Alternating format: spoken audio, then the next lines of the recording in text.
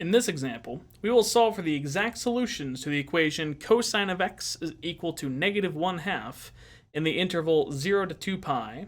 Then we will also find all solutions. This example will also demonstrate how we can find the full infinite solution set when working with an inverse trigonometric function, in this particular case, arc cosine. The function arc cosine is what we're going to use in order to start to solve this though. So we'll start with cosine of x is equal to negative 1/2.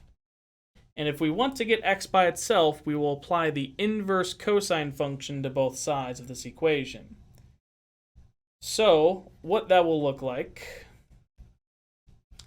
is arc cosine of cosine of x is equal to arc cosine of negative 1/2. Or just x equals arc cosine of negative 1/2. Now there's a couple things about working with this function here, arc cosine of negative 1/2. For one, I'm not going to leave it like that because we should know where cosine equals negative 1/2.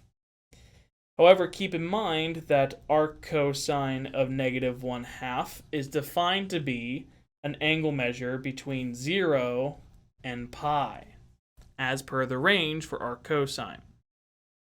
Because that ratio is a negative 1/2, more specifically, it should be an angle measure between pi halves and pi. That angle measure, where cosine is equal to negative 1/2, will be an angle measure of pi over 3. Again, in quadrant 2, more specifically here would be 2 pi over 3. That is where cosine does equal negative 1/2 within that range. However, that's not the final answer. We are asking for all solutions for cosine of x equals negative 1/2 on the interval 0 to 2 pi. And cosine does not only equal negative 1/2 in one quadrant, in quadrant 2, it should also equal negative 1/2 in the other quadrant where cosine is negative, which is quadrant 3. If we think about that visually, that means that we expect an answer over here in quadrant 2. That's where we got 2 pi thirds. However, there should be another answer in quadrant 3 that has the same reference angle. So it has the same angle measure from the x-axis. One way of trying to calculate that is we could, for example, go clockwise from standard position and consider the negative angle measure of this. Or what we could do is consider going all the way around the unit circle and then back that amount.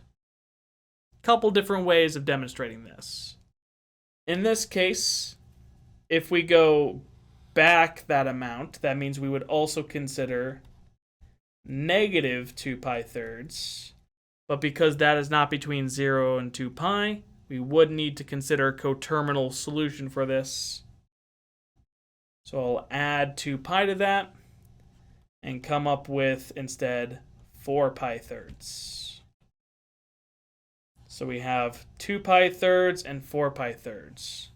Those would be two solutions within the range of 0 to 2 pi. Now that's part of the question. The other part of the question asks to find all solutions, which means not just those between 0 and 2 pi. However, the way that I came up with that second solution is also how we can come up with the full infinite solution set here. Negative 2 pi thirds would still be another answer then, within all angle measures, negative infinity to positive infinity.